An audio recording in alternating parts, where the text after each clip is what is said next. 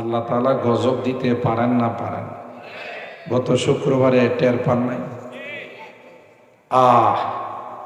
হয়তো আজকে আল্লাহ আমাদের উপরে দয়া করছেন বলে আমরা বেঁচে আছি, নাহলে একজনও বেঁচে থাকার কোনো উপায় ছিল না।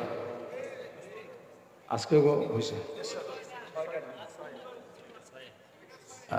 দেখছেন, হয়তো আমি গাড়িতে ছিলাম, টের পাই নাই।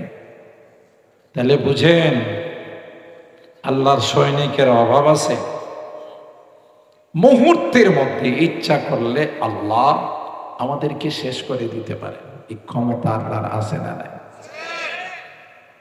ইয়াশা ইউযহিবকুম ওয়া ইয়াতি বিখালকিন জাদীদ ওয়া মা যালিকা আলাল্লাহি বিআযীজ।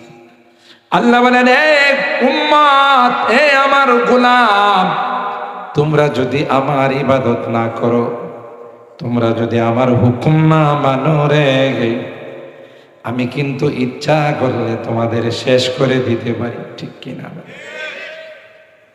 মুহূর্তের মধ্যে তোমাদেরকে শেষ করে দিয়ে আমি নতুন জাতি পাঠায় দিতে পারবো।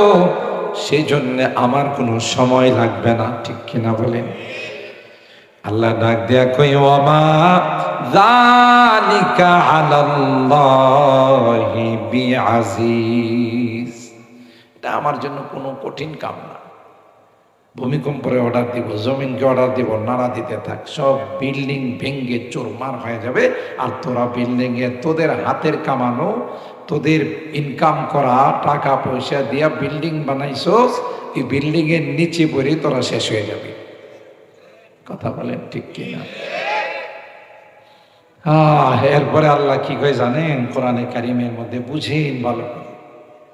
আচ্ছা, তোমাদেরকে যদি ভূমিকম্প দিয়ে আমি মাইরা ফেলাই, সিডর, আইলা, নার্গিস, মহাসেন দিয়া যদি মাইরা ফেলায়, করোনা দিয়ে যদি মাইরা ফেলায়, ডেঙ্গু দিয়ে যদি মাইরা ফেলায়, চিকনগুনিয়া দিয়ে যদি মাইরা ফেলায়, আল্লাহ কই বলো তো দেখি আমার কি লাভ? তোমাদের মানলে কি আমার প্রমোশন হবে? কথা কয় না। যেমন অনেক সময় আমরা দেখি আইন শৃঙ্খলা রক্ষাকারী বাহিনীর কিছু সদস্য অতি উৎসাহী হইয়া মানুষ খুব মারে, যদিও বাংলাদেশে এই জাতীয় ঘটনা ঘটে নাই। মানে এতটাই উৎসাহী মানুষ মারার জন্য, জানালার ফাঁকি দিয়ে, জানালা দিয়ে বাচ্চারা তাকায় থাকে, তারা গুলি মারে। বাংলাদেশে এরকমের ঘটনা ঘটছে।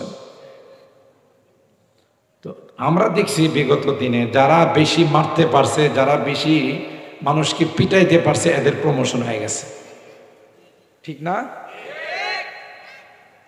প্রমোশন হয়ে গেছে। বেশি মারতে পারছে, যেমন একজনের নাম আমি বলি, আপনারা মাইন্ড করেন না, এসপি হারুন। কথা কয় না? বাংলাদেশের মধ্যে সবচেয়ে ভালো মানুষ থাকলে একজন ছিল এসপি হারুন। কথা কয় না?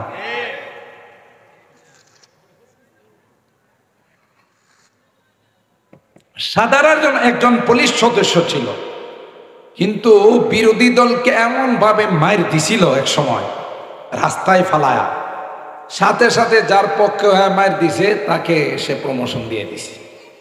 কথা বলেন ঠিক?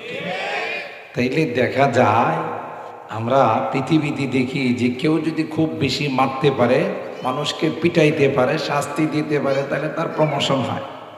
আল্লাহ কি কই জানেন? সূরা নিসার আয়াত 5 নম্বর পারার শেষ আয়াত।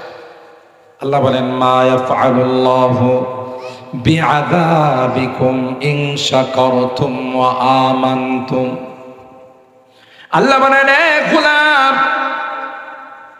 তোমরা যদি আমার শুকরিয়া আদায় করো, কৃতজ্ঞ হও, অকৃতজ্ঞ যদি না হও, নাফরমান যদি না হও, আমার কি দরকার তোমাদেরকে শাস্তি দিয়া? তোমাদেরকে মেরে ফেললে আমার কি লাভ? আমার তো কোনো প্রমোশন হবে না, আমার তো কোনো দিক দিয়ে কোনো উন্নতি হবে না। তাই আমার কোনো দরকার না তোমাদেরকে মারার, তোমাদেরকে শাস্তি দেওয়ার।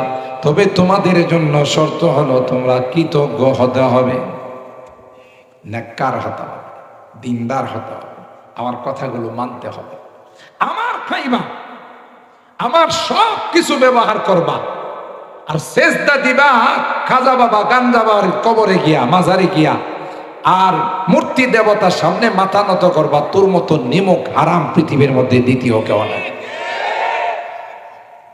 কিরে তোরই খাজা বাবা গাঞ্জা বাবা মূর্তি দেবতা কি তোরে একবেলা খাবার দেয়? তার কোনো অবদান তোর উপরে আছে? বানাইছি আমি একটা নাপাক পানির থেকে। সুবহানাল্লাহ, কি সুন্দর করে তোকে বানাইছি। তোর চেহারাটাকে আমি আল্লাহ কুদরতি হাতে সেট আপ দিছি। সুবহানাল্লাহ, কুদরতি হাতে তোর চোখ, কান, নাক, মেমোরি সব আমি আল্লাহ সেট আপ দিছি। আল্লাহু আকবার।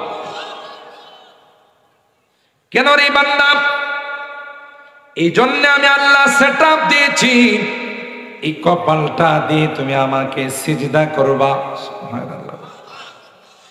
এ গোলাম, তোর কাছে কিছুই চাই না, তোমার কাছে আমার কোনো কিছু চাওয়া পাওয়ার নয়। তোমাকে অক্সিজেন দিই, তোমাকে বিদ্যুৎ দিই, তোমার খোরাকের ব্যবস্থা করি, তোমাকে আমি লালন পালন করেছি। যতদিন তুমি বেঁচে থাকবা ততদিন তোমার লালন পালনের দায়িত্ব আমার। তোমার কাছে কিছুই চাই না, তোমার কাছে আমি চাই বাইতুল মামুর মসজিদে যখন মুয়াজ্জিন সাহেব আজান দিবে রে, তুমি মসজিদে গিয়ে আমার কুদরতি পায়ে দুইটা সেজদা দিবে। তোমার কাছে আমার চাওয়া পায়। কিন্তু আমি এত কিছু দিই, তোরা হইল নিমুখ খারাপ। 24 ঘন্টার মধ্যে আমাকে 2টা ঘন্টা দিতেও রাজি না। ঠিক বললাম? সকালবেলা ওইটা তুমি ব্যবসায়িক প্রতিষ্ঠানে যাও, রাত 12টা পর্যন্ত ব্যবসা করো, চাকরি করো, আড্ডা মারো। মাঝখানে আমি বলি যে জোহরের সময় 20টা মিনিট সময় দেয়া যাও, আসরের সময় 10টা মিনিট সময় দেয়া যাও, মাগরিবের সময় 15 মিনিট সময় দেয়া যাও। বাকি সব সময় তুমি জিন্দেগি করো, দুনিয়ার কাজ করো। আল্লাহ বলেন মাঝখানে নামাজগুলো পড়ে গেলে আমি আল্লাহ তোমার এই মাঝখানের দুনিয়ার কাজটাও আখিরাতের কাজে পরিণত করব। কোরআনে আল্লাহ বলেছেন, ইয়া আইয়ুহাল্লাযীনা আমানু ইযা নুদিয়া লিস-সালাতি মিন ইয়াউমিল জুমআহ ফাসআউ ইলা যিকরিল্লাহি ওয়া যারুল বাই'। যালিকুম খায়রুল লাকুম ইন কুনতুম তা'লামুন। ফাইযা কুদিয়াতিস সালাত ফান্তাশিরু ফিল আরদ। নামাজ আদায় হয়ে গেছে, যাও তোমার কর্মস্থলে চলে যাও, তুমি তোমার ফ্যাক্টরিতে চলে যাও, তোমার খেতে খামারে চলে যাও, ব্যবসায়িক প্রতিষ্ঠানে তুমি চলে যাও, দোকানে যাও, যায় তুমি কাজ করো, আবার নামাজের সময় চলে আইসো। যদিও দেখা যাচ্ছে যে এটা দুনিয়ার কাজ, আল্লাহ বলেন এটাও ইবাদতেই লেখা হয়েছে। কত বড় ইহসান আমার আল্লাহ। কিন্তু আমরা এইটুকুন করতেও রাজি। কবি রাগ দিয়া বলেন, জুনুনুম মিনকান তাসালি রিজকিন, জুনুনুম মিনকান তাসালি রিজকিন ওয়া ইউরযাকু ফি গিশাওয়াতিহিল জানিনু। এ পাগল, তুমি রিজিকের জন্য সকালবেলা বের হও, রাত 12টার সময় আসো, সারাটা দিন তুমি আমি আল্লাহকে একবারও স্মরণ করো না। পাগল, 9টা 10টা মার যখন তুমি তোমার মার পেটে ছিলা, কে রে তোমার রিজিকের ব্যবস্থা করেছে? আমি আল্লাহ ছাড়া কেউ তো তোমার রিজিকের ব্যবস্থা করে না। ঠিক না? নাকি দাদা মাঝে মধ্যে খানা দিয়ে আসতো ওখানে, বাপে মনো ভালো মন্দ পাকাইলে ওখানে একটু দিয়ে আসতো যে আমার পোলাটা একটু খা। কোন সিস্টেম নাই।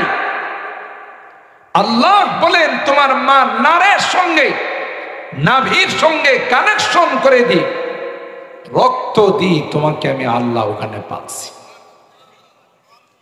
তুমি মার রক্ত চুষে ওখানে বড় হইছো। সুবহানাল্লাহ। মা যা খাইছে এর থেকে যা উৎপাদন হয়েছে তুমি খাইছো চুষে চুষে। মা আস্তে আস্তে জীর্ণ শীর্ণ হয়ে গেছে, কঙ্কালের মতো হয়ে গেছে। কিন্তু এটা তো তুমি দুনিয়াতে আসলে এই সিস্টেম থাকবে না। দুনিয়াতে আসলে তুমি কি খাবে? এই জন্য আমি আল্লাহ তোমার মার বুকে দুধ জমা করে দিই। যে মা বাচ্চা হয় না, এই মার কি দুধ জমা হয়? বলেন, দুধ জমা। বাচ্চা আসবে, আল্লাহ তার জন্য আগে খাবার রেডি করে রাখছেন। সুবহানাল্লাহ। এরপর আল্লাহ বলেন, গোলাম এই দুধ তুমি সবসময় খাবে না, দুধ তোমার সবসময় রিজিক নয়। একটা পর্যায়ে তোমার রিজিক আরো বৃদ্ধি করতে হবে। তাই রে গোলাম, জমিনের মধ্যে চিকন চাউলের ব্যবস্থা করলাম।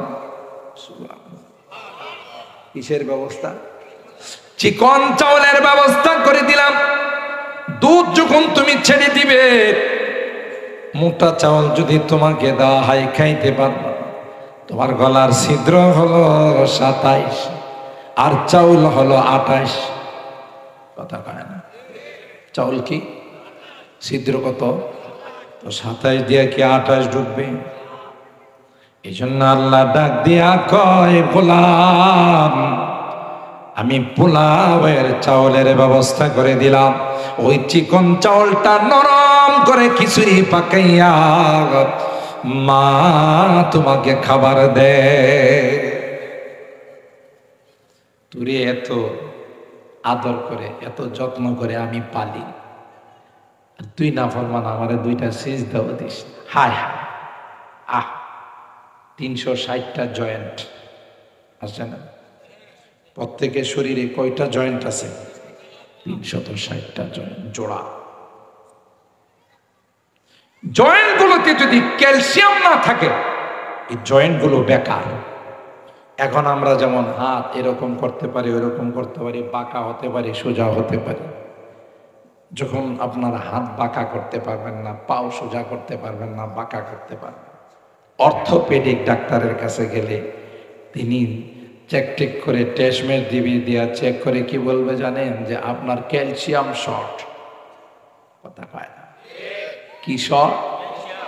Calcium short. এই জন্য জয়েন্ট গুলো মুভ করে না, নড়াচড়া করে না, এদিক সেদিক যায় না।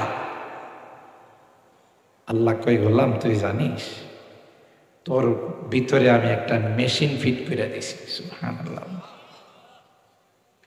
তুমি যা খাও ওখান থেকে ওই মেশিনে কিছু অংশ পাঠায় তোমার ব্লাডে, রক্তে, কিছু অংশ পাঠায় তোমার গোশতে, আবার ওখান থেকে কিছু অংশ পাঠায় তোমার 360টা জয়েন্টের ক্যালসিয়াম পাঠায়। আর ওইস্টিজ অংশটা একটা ট্যাঙ্কিতে জমা করে, পেশাব একটাতে, পায়খানা আরেকটাতে। সময় মতো ওখানে এগুলো যখন বাইর হওয়ার সময় হয়, আমি আল্লাহ এগুলোকে বের করে দিই। ঠিক মতো যদি এগুলো বের না হয়, তাহলে তোমার জন্য দুনিয়াটা আযাব আর জাহান্নাম হয়ে যায়।